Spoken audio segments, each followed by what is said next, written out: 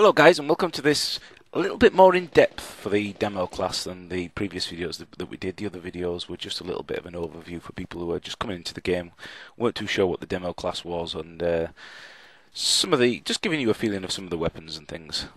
Now, because of that video, I was the first to admit that I absolutely sucked with this class. I think I got about 4 kills in the game, and it's taken me probably few hours now, a bit more. We're sticking with the demo class to try and learn how to play this class in the way that you should play it.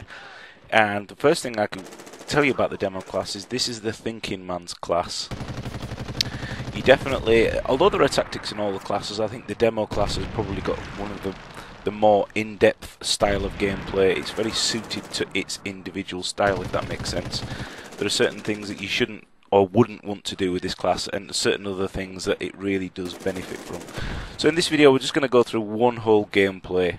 I think we end up getting about 14 to 12 kills, I think it was, but only 3 or 4 deaths. So I've started to pick up how to play it, and if you want to follow this style and the way that I play it, or if you think this is not the right way to play it, then please leave your comments in the box below. So what is the demo class? Well, the demo class really it's a defensive class. It's not an assault class. I've played in quite a few games today, and the demo class is up there, front line, just walking out into the middle of the open and just getting absolutely annihilated. What we have to remember about the demo class, first of all, really, is the weapons are close quarters. If you are going to be moving around the map, you want to stay in sort of the tight corridors or places that are quite near the objective. This is where your weapons really come into play. If I ever find that I'm going around a corner and I know there's an enemy on the mini-map, but there is quite a distance, say more than more than say 15 yards or a little bit further, I won't actually put my head around the corner now. I'll actually stay back. I may get the pistol out if I have to, but otherwise, if I know there's someone around there, I'm just going to fall back and wait. Now you could say this is a little bit of camping, but this is what this class is. It's a thinking class. You've got to hold back, wait for your opportunity, and then take it. For instance there, I'm not going to go running around that corner with this shotty. Absolutely no chance. So I'm going to put down the C4 and wait for my victim to come round the corner. Now speaking of the C4, it's I've noticed a lot of people just chuck it out in the middle of open. Now that's a bad example actually. If I'd thrown that a little bit further, he would have seen that. Pop goes the weasel. There you go.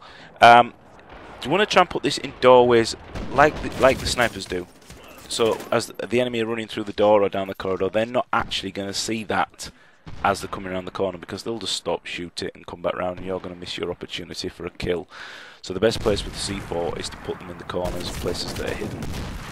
As you can see, we're on a nice little run here. Now that guy around that corner, yeah, I'm going to, unfortunately I got killed, but the second guy, it would have been better for me to move back rather than get the pistol out and try and attack him. That's just one of the downfalls or the negative sides of this class. It really is up close and personal.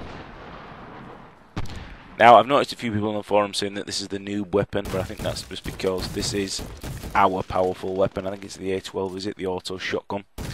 And as you'll see in the next game, on the next, well, a little bit further in, I'm actually using the Australian version, which comes with a drum, which gives me 12 shots rather than 8, which is nice and handy.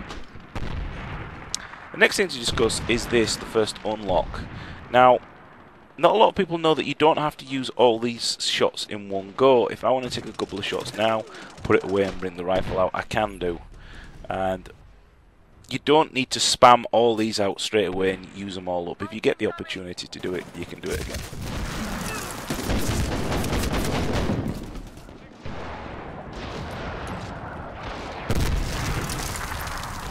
I was a little bit unlucky there. Positioning, positioning, positioning. Another thing that you have to think about with this class is when to chuck out the C4. It's so tempting when you're in a bit of a firefight in the corridor to want that C4 button and just throw it out. We've all done it, come on, we've all done it, but it's so slow, you're usually going to get annihilated before you've even got the damn thing out.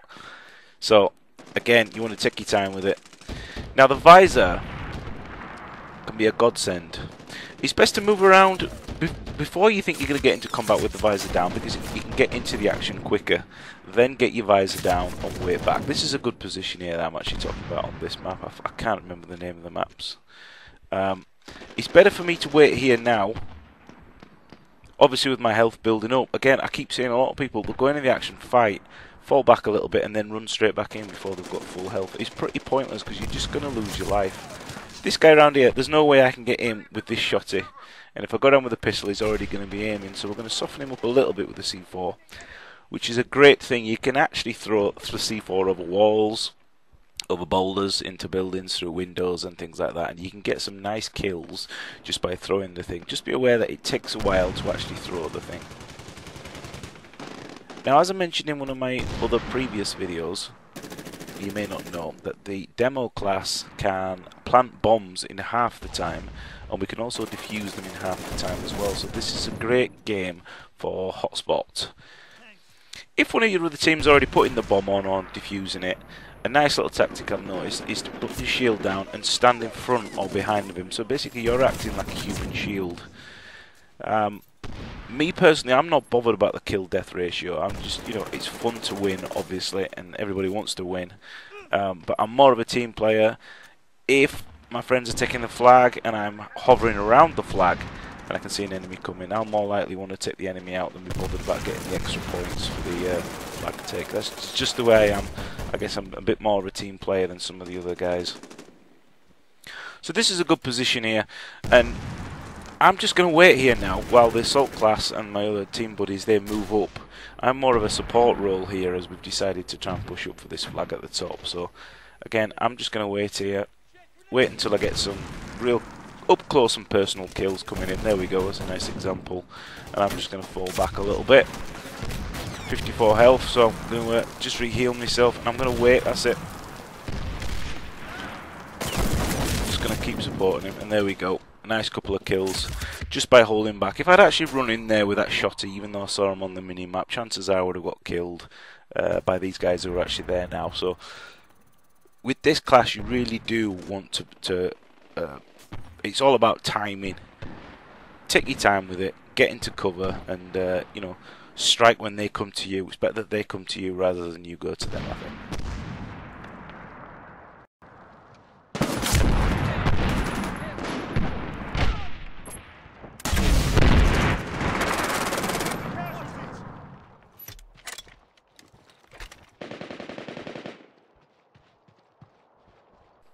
Now, I've not actually seen many people use the small.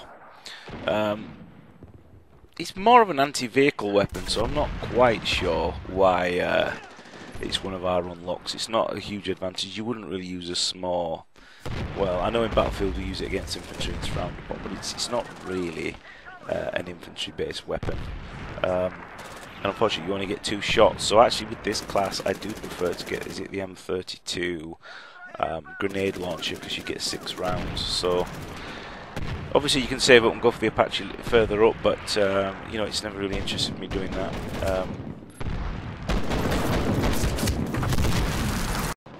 You should just excuse me while I rip this guy a fucking new asshole. Get the fuck down, boy! Boom! Get down! That's gonna fucking hurt. So to summarise, guys, take your times. Don't go out and attacking out in the open, because you're just not really going to stand a chance. Wait, it's all about timing with this class. Try and stick with your buddy. Let the enemy come to you rather than you go to them. Obviously, if you're playing hotspot, you're going to be hanging around those certain locations. Don't be up at the front. Yeah, be what you are. You're a defensive and support class. If you have to move fast from cover to cover. Don't forget your pistol if you have to. If you've got a chance to take the shot, take it. But obviously, it's the waiting game. But you can have a lot of fun with this class.